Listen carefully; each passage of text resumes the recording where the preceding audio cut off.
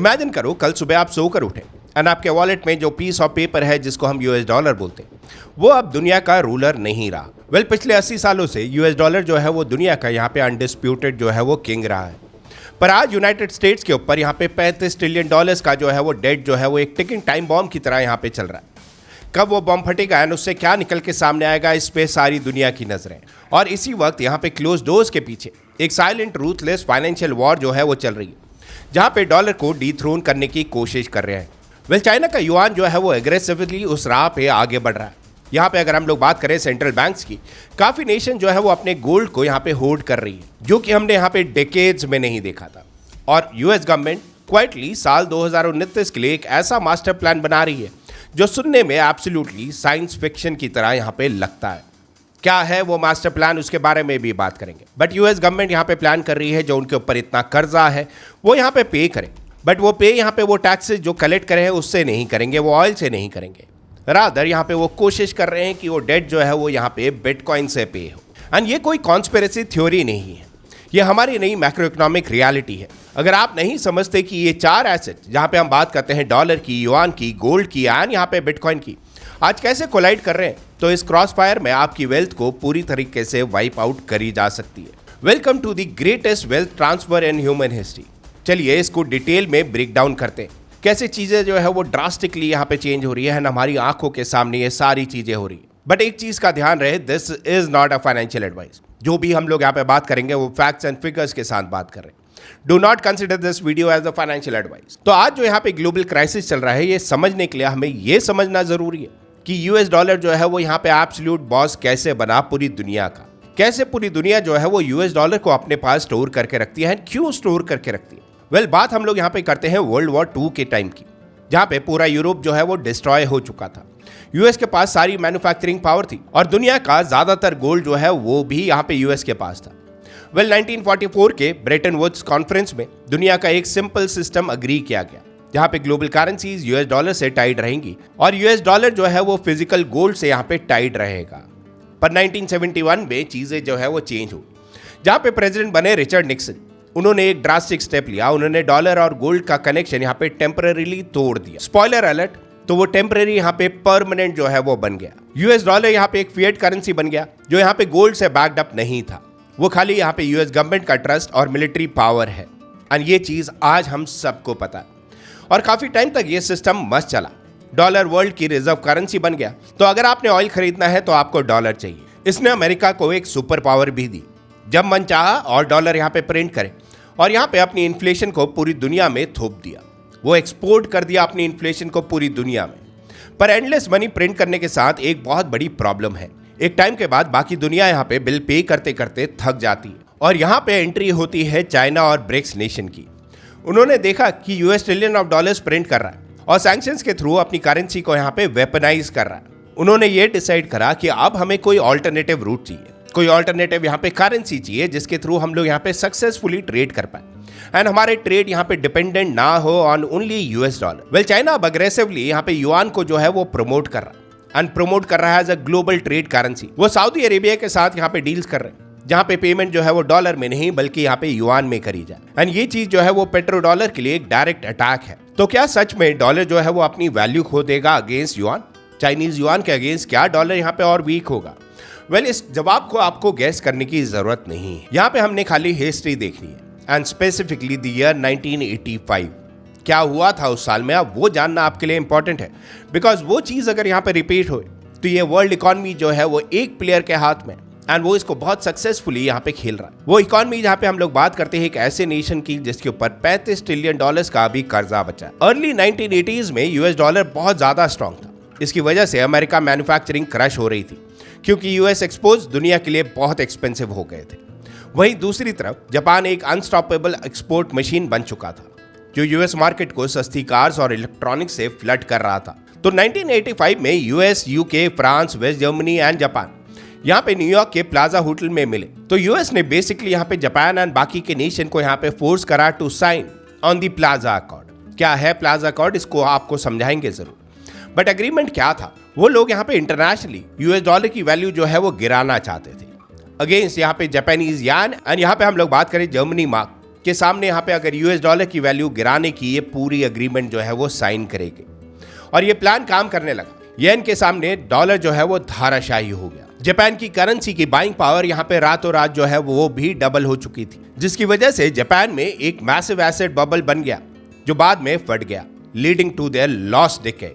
And ये चीज Japan में बहुत ज्यादा फेमस है। यहाँ पे हमें क्या टेक अवे मिलता है? हिस्ट्री प्रूव करती है कि यूएस अपनी डोमेस्टिक इकोनॉमी को बचाने के लिए अपनी ही करेंसी को इंटरनेशनली डीवैल्यू करने से पीछे नहीं हटता है। ये चीज यूएस पहले भी कर चुका है एंड आई एम श्योर वो आगे भी ये चीजें कर सकता है just to save its own economy.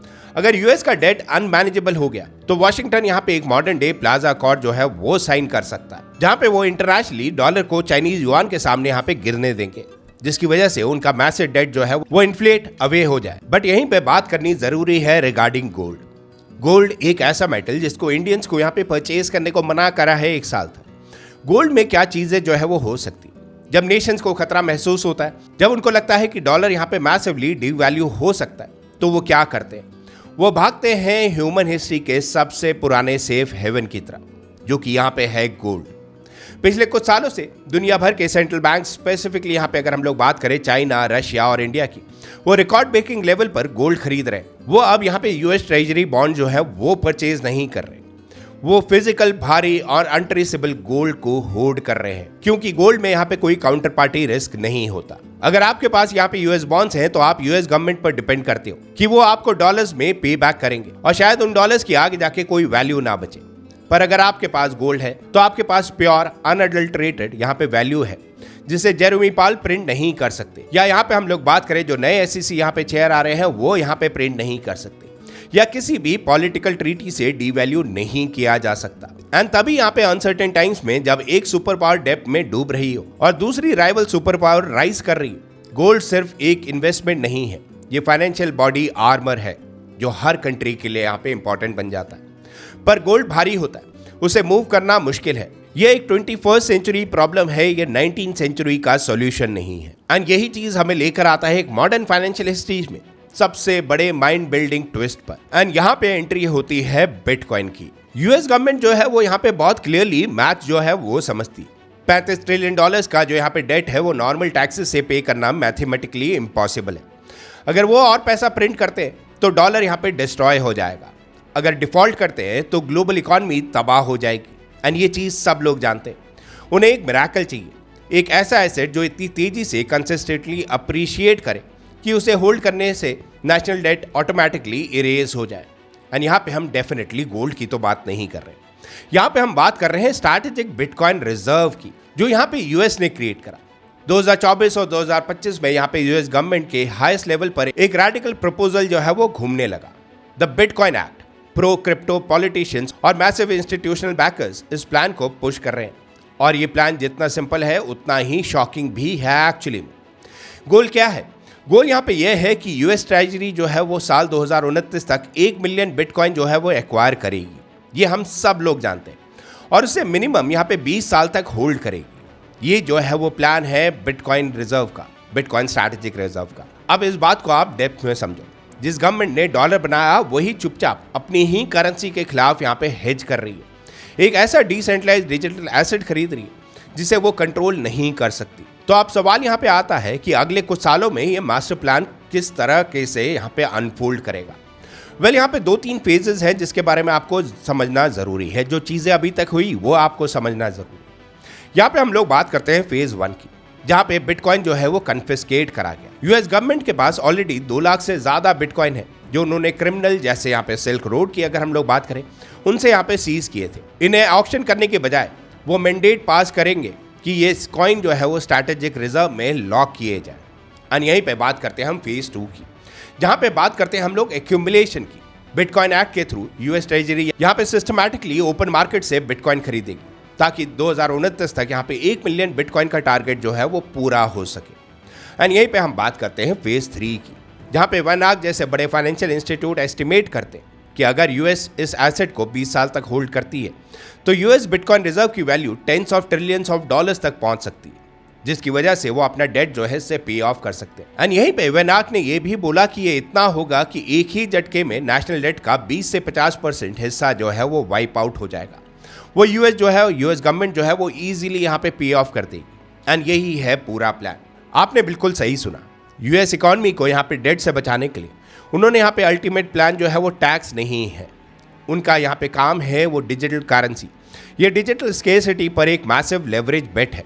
Bitcoin की लिमिट 21 मिलियन कॉइन्स की है, ये हम सब लोग जानते हैं। अगर यूएस 2029 तक इसमें से 1 मिलियन कैप्चर कर लेती है तो ये डिमांड का एक ब्लैक होल क्रिएट कर देगी। एंड अगर यूएस यहाँ पे अनाउंस करता है कि वो स्ट्रैटेजिक रिजर्व के लिए 1 मिलियन बिटकॉइन खरीद रहा है, तो आपको क्या लगता है चाइना क्या करेगा, सऊदी अरेबिया क्या करेगा, दुनिया के सारे हेज फंड्स क्या करेंगे?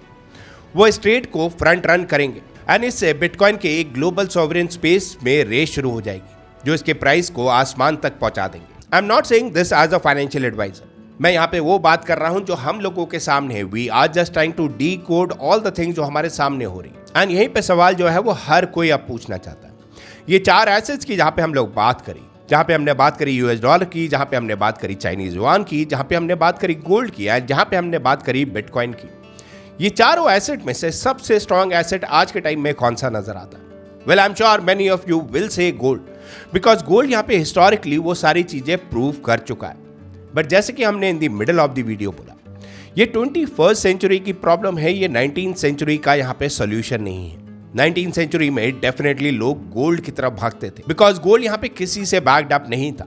एंड गोल्ड एक ऐसा एसेट जिसको आप दुनिया में किसी भी कोने में at any given point of time आप सेल ऑफ कर सकते हैं।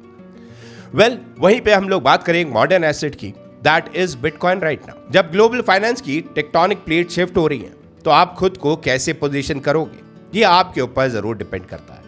बट इसी के साथ चलिए एक मैक्रो एंड गेम को समराइज करते हैं, जहां पे हम लोग बात करते हैं यूएस डॉलर की। ये स्ट्रक्चरली वीक हो रहा है, डेट लोन बहुत ज्यादा है और हिस्ट्री बताती है कि ऐसी सिचुएशन में गवर्नमेंट्स हमेशा अपनी करेंसी को यहाँ पे डीवैल्यू करती है। यहाँ पे हम लोग बात करें युआन की, ये ग्लोबल ट्रेड में डॉलर की डोमिनेंस पर अटैक करता रहेगा, जिससे मैसिव जियोपॉलिटिकल टेंशन वो यहाँ पे क्रिएट होगी। एंड एग्जैक्टली वही चीज आज हमें यहाँ पे देखने को मिल रही है। द थर्ड एसेट जहां पे हम लोग बात करते हैं गोल्ड की, ये सेंट्रल बैंक्स के लिए एक अल्टीमेट टियर 1 एसेट रहेगा। जब फिएट करेंसी से ट्रस्ट उठेगा तो गोल्ड ही उनका सबसे बड़ा सहारा होगा। एंड ये चीज पास्ट में भी हो चुकी है। बट यहीं पे बात होती है बिटकॉइन की। वेल, बिटकॉइन यहाँ पे एक वाइल्ड कार्ड है, द असिमेट्रिकल बेट, जहां पे अगर यूएस सक्सेसफुली अपना 2029 तक स्ट्रैटेजिक रिजर्व प्लान एग्जीक्यूट करता है तो बिटकॉइन एक स्पेकुलेटिव टेक एसेट से बढ़कर यूएस ट्रेजरी का बैकिंग लेयर जो है वो बन जाएगा। जो लोग अपनी सारी वेल्थ सिर्फ फिएट करेंसी में रखते हैं या अपने बैंक अकाउंट में 3% इंटरेस्ट के भरोसे बैठे हैं, वही लोग इस ट्रांजेक्शन की कीमत चुकाएंगे इन्फ्लेशन नाम के हिडन टैक्स के थ्रू। एंड यहाँ पे करेंसी जो है वो जब डीवैल्यू होती है तो वो बहुत बुरी तरीके से नीचे गिरती। I am not saying go out and buy gold, I am not saying go out and buy bitcoin, but ये ट्रांजेक्शन जो है वो हमारे सामने हो रहा है। इस ट्रांजेक्शन को कंप्लीट होने में बहुत टाइम लगेगा। एंड यहीं पर हम बात करेंगे लास्ट कुछ चीज़ों की। जैसे कि हमने बोला, इस ट्रांजेक्शन में टाइम लगेगा। ये ट्रांजिशन 50 साल बाद नहीं हो रहा है, ये आज और अभी हो रहा है। डेट क्लोक तेजी से घूम रहा है, सेंट्रल बैंक्स अपने वॉल्ट गोल्ड से भर रहे हैं और पॉलिटिशियंस अपने टैक्स के पैसों से बिटकॉइन खरीदने के लॉस जो है वो पास कर रहे हैं, स्पेशली इन यूएस। आपके पास 2 ऑप्शन, या तो आप 1971 के बाद जो हो रहा है सबसे बड़ा मॉनेटरी शिफ्ट उसको सिर्फ एक स्पेक्टेटर बन के यहाँ पे देखें, या फिर गेम को समझो और वाइजली यहाँ पे प्ले करो। अगर इस वीडियो ने आपका पर्सपेक्टिव यहाँ पे चेंज किया है तो लाइक बटन दबाओ ताकि एल्गोरिदम ये वार्निंग और भी लोगों तक पहुंचा सके। चैनल को जरूर सब्सक्राइब करना क्योंकि नेक्स्ट वीडियो यहाँ पे काफी ज्यादा इंटरेस्टिंग होने वाली। वेल, इस चैनल में हम लोग बात कर रहे हैं about the major economies of the world, क्या चीजें यहाँ पे चेंज हो रही है, कैसे वो शिफ्ट हो रही है। But we never give you a financial advice. जो चीजें हो रही हैं बस हम आपको यहाँ पे एक्सप्लेन करते हैं।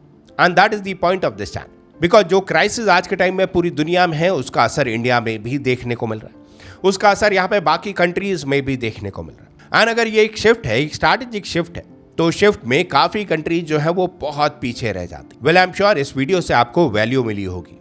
इस वीडियो से आपको समझ में आया होगा कैसे यहाँ पे यूएस जो है वो पास में भी ये सारी चीजें जो है वो कर चुका है एंड कैसे यूएस यहाँ पे चोरी छुपे बट पूरी दुनिया के सामने एक प्लान बना रहा है। It gets more interesting.